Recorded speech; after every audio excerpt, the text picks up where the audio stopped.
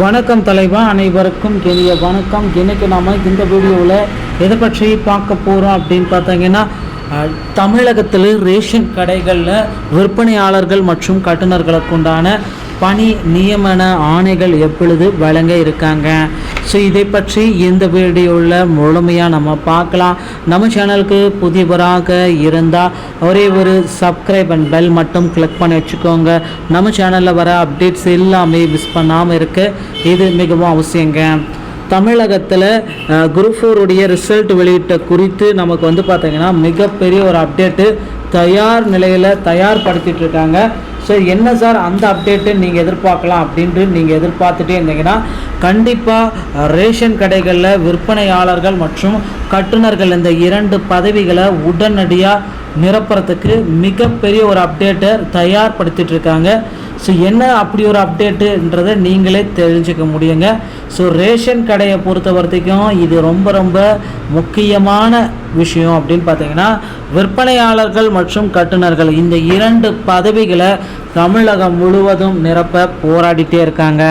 இவ்வளவு நாள் வர பார்த்தீங்கன்னா ரேஷன் கடைகளில் விற்பனையாளர்கள் மற்றும் கட்டுநர்களுக்கு உண்டான பணி நியமன ஆணைகள் எப்போ வழங்குவாங்க அப்படின்ட்டு ஒவ்வொரு மாவட்டத்தினருமே பார்த்தீங்கன்னா தினசரி இணையதளத்தில் பார்த்துட்ருக்காங்க, மொபைல் எஸ்எம்எஸை பார்த்துட்ருக்காங்க.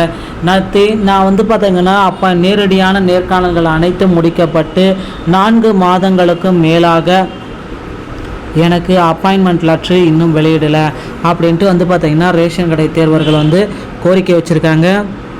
ஸோ இவர்களுடைய கோரிக்கைகளை ஏற்று நிச்சயமாக 100% ரேஷன் கடைகளில் விற்பனையாளர்கள் மற்றும் கட்டுநர்களுடைய முடிவுகள் ஜனவரி மாதமே அறிவித்த மாதிரி நமக்கு பார்த்திங்கன்னா இந்த மார்ச் 27ஆம் தேதி நமக்கு நிச்சயமாக வெளியிட போகிறாங்க.